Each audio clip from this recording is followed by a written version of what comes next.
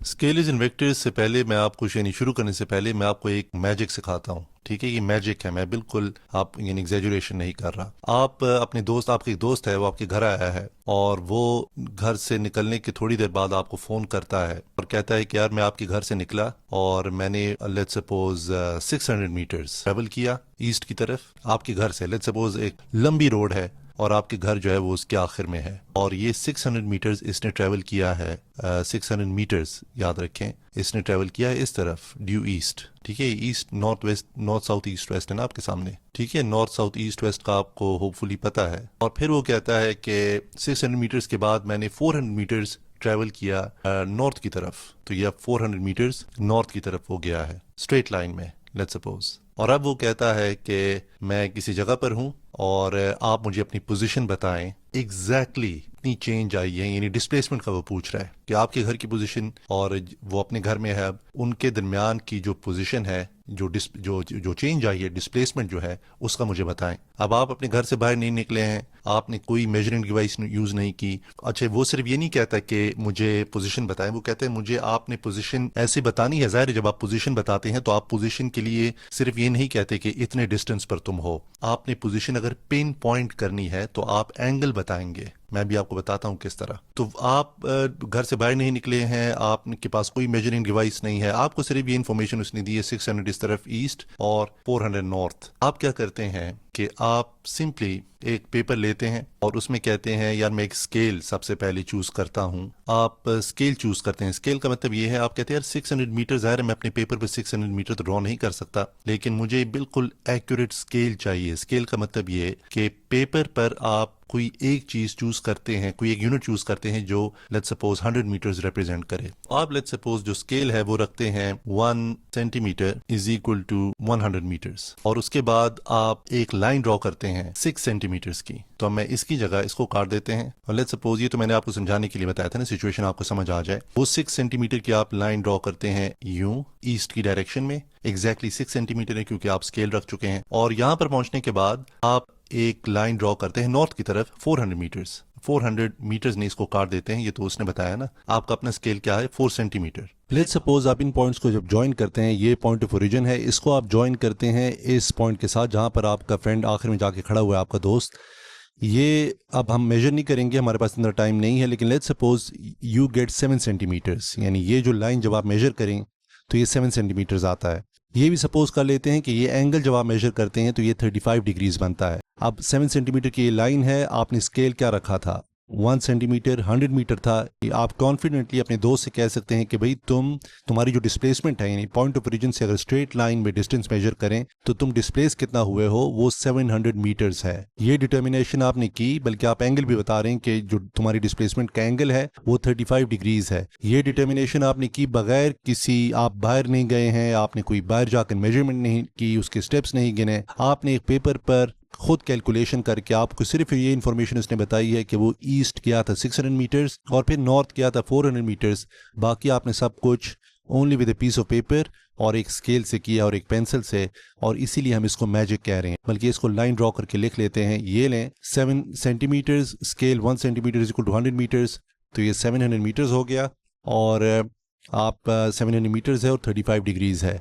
इससे भी एक जरा ज्यादा इंटरेस्टिंग और अजीब एग्जांपल लेते हैं। आपके पास इधर एक बॉडी है, उस पर एक फोर्स एक्ट कर रही है ऊपर की तरफ, वो है लेट्स सपोज 3 न्यूटन्स, और एक दूसरी फोर्स एक्ट कर रही है। फोर्स का आपको पता है होपफुली कि उसका यूनिट क्या होता है, इन न्यूटन्स होता है। ठीक है, आप पढ़ेंगे भी या पढ़ चुके होंगे। और एक और फोर्स है वो इस तरफ एक्ट कर रही है और वो है 7 न्यूटन्स, ज्यादा है इससे, 3 न्यूटन्स ऊपर 7 न्यूटन्स इस तरफ। तो बॉडी किस तरफ जाएगी और क्या होगा बॉडी के साथ, और उसके ओवरऑल इफेक्ट इन फोर्सेस का क्या है। एक बंदा ऊपर की तरफ कर रहा है, एक बंदा इस तरफ कर रहा है, खींच रहा है इसको लेट्स सपोज बहुत पावरफुल स्ट्रिंग से। तो आप ये करते हैं जिस तरह आपने यहाँ पर किया था, सबसे पहले एक स्केल आप फिक्स करते हैं। आप कहते हैं 1 centimetre is equal to 1 newton, और फिर आप एक लाइन ड्रॉ करते हैं 7 सेंटीमीटर्स की, क्योंकि 7 सेंटीमीटर 1 न्यूटन है तो 7 न्यूटन 7 सेंटीमीटर होगा। आप गौर से सुनिए, ये आपको मैजिक मैं बताने लगा हूँ। फिर आप एक और लाइन ड्रॉ करते हैं, यानी ये 7 न्यूटन तो जाहिर इस तरफ है ना, ये फोर्स ईस्ट की तरफ उसको पुश कर रही है या पुल कर रही है बॉडी को, ठीक। तो ये हो गई ईस्ट की तरफ। और फिर आपने एक और लाइन ड्रॉ की इस तरह ऊपर 3 सेंटीमीटर्स की, ये मैं बिल्कुल रफ है, और ये आपने ऊपर की तरफ कर ली। तो ये 7 सेंटीमीटर ये है और 3 सेंटीमीटर्स ये है। फिर आपने ये किया कि ये दोनों लाइनें आपने इसका जो, अच्छा देखिए आपने ड्रॉ इस तरह किया है, इसका जो हेड है इस लाइन का, ये एरो है ना, इस लाइन का जो हेड है, क्योंकि जब हम कहते हैं ईस्ट की डायरेक्शन में, इसका मतलब ये एक एरो है जो ईस्ट की तरफ जा रहा है, आप इसको इस तरह समझ लें। इसका जो हेड हो आपने ज्वाइन किया, इसकी जो नॉर्थ की तरफ एरो जा रहा था उसकी टेल के साथ। ये जब हो गया 7-3, अब आपने इन दोनों को ज्वाइन कर दिया और फिर आपने ये लाइन मेजर की। एंड लेट्स सपोज, अब ये तो बिल्कुल ही रफ एस्टिमेट होगा, लेकिन लेट्स सपोज ये 6 पॉइंट समथिंग आपके पास रीडिंग आई, ठीक है। मुझे अगेन मैं आपको बता रहा हूँ, मुझे कोई आइडिया नहीं है, लेकिन लेट्स सपोज 6 पॉइंट समथिंग यानी व्हाटएवर सेंटीमीटर्स। फिर आपने ये एंगल मेजर किया, तो ये एंगल फिर उससे भी थोड़ा सा कम मुझे लग रहा है, although I may be wrong, लेकिन 30 डिग्रीज आया। अब आप ये 6, लेट्स सपोज इट 6.4, आप इसको कन्वर्ट करेंगे। आपने 1 न्यूटन को कहा था, 1 सेंटीमीटर 6.4 सेंटीमीटर्स का मतलब सिंपली है 6.4 न्यूटन्स। आपसे जिस बंदे ने ये पूछा था कि यार ओवरऑल जो फोर्स है वो उसको बॉडी को किस तरह लेके जाएगी, उसका इफेक्ट क्या होगा, तो आप कहेंगे जो रिजल्टेंट फोर्स है, अभी मैं आपको बताता हूँ रिजल्टेंट फोर्स क्या होती है, लेकिन आप यूं समझ लें कि इसका जो कंबाइंड इफेक्ट है फोर्सेस का, वो एक फोर्स की शक्ल में इस तरफ एक्ट कर रही है, और इस रिजल्टेंट फोर्स का मैग्नीट्यूड जो है वो 6.4 न्यूटन है। Simply put, in simple words, अगर आपके पास एक बॉडी है, उसको ऊपर की तरफ पुल किया जा रहा है एक खास फोर्स से, इस तरफ पुल किया जा रहा है एक खास फोर्स से, तो ज़ाहिर है आपको खुद भी एक सेंस होगी ना ओवरऑल इनका इफेक्ट क्या होगा। अगर आप एक बॉडी को यूं पुल कर रहे हैं और यूं पुल कर रहे हैं, तो वो बॉडी इस डायरेक्शन में वो पुल फील करेगी। इसका जो नेट रिजल्ट होगा, क्योंकि देखिए बिल्कुल इस तरफ नहीं जा सकती, क्यों, क्योंकि इस तरफ से भी उसको पुल किया जा रहा है, बिल्कुल इस तरफ भी नहीं आ सकती कि इस तरह से पुल किया जा रहा है, तो नेट रिजल्ट इसका क्या होगा, इस तरफ एक फोर्स वो बॉडी एक्सपीरियंस करेगी। तो डायरेक्शन को भी आपको पता चल गया, डायरेक्शन वो यूं होगी, तो रफ है, असल में डायरेक्शन ये है। 30 डिग्रीज वो बनाएगी हॉरिजॉन्टल, जो सरफेस है यानी हॉरिजॉन्टल है उसके साथ एंगल, और उसका जो मैग्नीट्यूड होगा वो 6.4 न्यूटन होगा। That is how powerful mathematics is, ठीक है। आपको नहीं पता कि रिजल्टेंट फोर्स क्या होगी, लेकिन आप सिर्फ पेपर पे वो स्केल अगर आप ठीक फिक्स कर लें और फिर ये मेथड करें और ये मेथड करें, तो आपके पास ये रीडिंग्स आ जाएगी। अच्छा, ये अगर आपको इसकी सेंस समझ आ गई है, बेशक पूरी ना समझ आई, सेंस समझ आ गई है इस मैजिक की, तो आप आ जाए स्केलर्स एंड वेक्टर्स की तरफ। देखिए फिजिक्स में ये असल में पहले तो जो असल इसकी जो टर्मिनोलॉजी है वो स्केलर एंड वेक्टर क्वांटिटीज है, ठीक। तो ये क्लियर कर लेते हैं। अच्छा, स्केलर और वेक्टर क्वांटिटीज क्या है? देखिए कुछ क्वांटिटीज फिजिक्स में ऐसी हैं, ये प्रॉब्ली आपको पता भी होगा, लेकिन चलिए रिवाइज कर लेते हैं। इसमें आप अगर सिर्फ मैग्नीट्यूड मेंशन करें, तो आपको कोई और चीज बताने की जरूरत नहीं है। आप कहें डिस्टेंस इतने टाइम में वो उसको कवर किया गया, तो मैं कहूं कितने टाइम में, 20 सेकंड्स में, that is all you need to mention, और कोई चीज आपको मेंशन करने की जरूरत नहीं है, ठीक है। आप कहें जो डिस्टेंस खुद है वो कितना है, मैं 1 घंटे तक मैं ड्राइव करता रहा और इस 1 घंटे में 1 आवर में मैंने लेट्स सपोज 50 किलोमीटर ट्रेवल किए। You don't need to mention anything else. Total distance अगर आप यू गए हैं और फिर वापस आए हैं और फिर यू गए हैं फिर वापस आए हैं, आप इसका टोटल डिस्टेंस मेजर करेंगे इस रूट से इस रूट तक, फिर वापस यूं और यूं, टोटल डिस्टेंस जो होगा बस वही आपने मेंशन करना है। डायरेक्शन बताने की जरूरत नहीं है। एनर्जी में आपको डायरेक्शन बताने की जरूरत नहीं है।